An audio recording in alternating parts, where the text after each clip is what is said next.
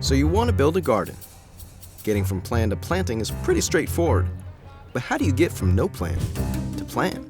Of the who, what, where, when, why, and how, the where is probably the most important. When designing a garden, you want to consider the actual physical space. Is this space a sunny space, a very, very shady space, or is it somewhere in between? Location, location, location. Take the time to look at a site different times of the day, because you don't want to plant where the sun doesn't shine. There might be a building nearby that casts a shadow in the afternoon. If you start to plan your garden in the winter, like most of us do, the trees aren't fully leafed out, and in the summer and spring, they're going to get broader and cast more of a shadow.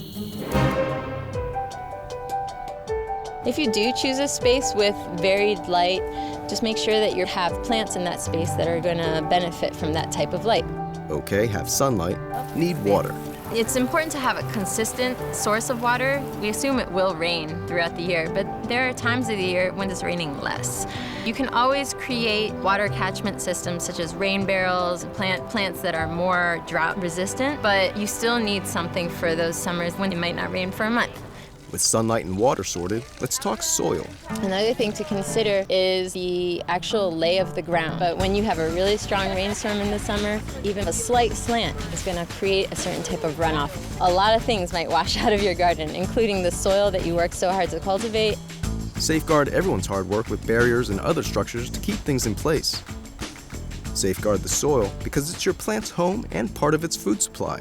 It's important to understand the soil where you're going to plant your garden. You dig into the ground, but what does that soil look like? Is it really heavy and full of clay? Is it very sandy soil? But in general, you want to consider how your soil can be a good balance of the sand, the silt, and the clay. When it comes to gardens, it's all about your geography. There's many different types of climates, and they don't all support the same type of garden. What kind of native plants thrive in your region?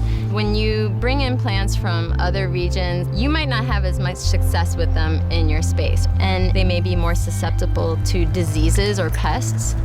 Oh, hey, well, you know what to do with them. But as we know, not all bugs are pests.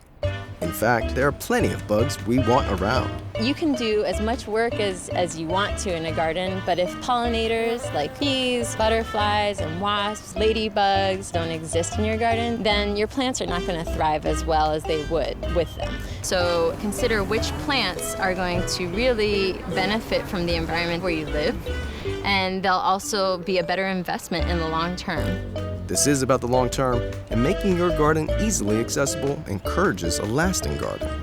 You want a space that's going to be accessible to a wide range of people. One of the first things that you want to think about in your design is seating. Then you can start opening up your space to host classes, meals, movie nights, or other types of celebrations. Another thing to consider in your design would be structures that are going to provide shade and comfort. They don't need to be elaborate, fancy, or even built. A nearby tree can be perfect. No trees around, plan and plant some. Accessibility also applies to materials. The easier it is to get materials big and small in and out of your space, the easier it is for your gardeners. And what about your gardeners? No one's too young to enjoy and help out. So knowing your gardeners guides the design. It's important to think about the size of the people. A garden for very small children is going to have a different size requirements than maybe a garden for high school. It's easier to have raised beds so that the kids don't naturally just walk all over the plants. Raised beds, in-ground, containers, how do you decide what to build and with what? The possibilities are endless, so knowing your budget helps. Taking a moment to find out what kind of resources you have in the area that don't cost you any money is the first part of considering a budget. Local businesses, a neighbor with extra tools, you never know who might want to donate or share resources. You don't need to have a huge budget to have a hugely successful garden. You want to design a budget not just for the initial build of the space, but you also want to consider what kind of budget will I have in the years to come. Because a garden does cost money every year to maintain. You will have expenses related to soil amendments, fertilizers, mulch, and possibly the replacement of certain tools that might get worn out. The only thing that doesn't wear out is the fun you get from growing your garden. So, get to planning. I don't want to go out the house. Oh my goodness.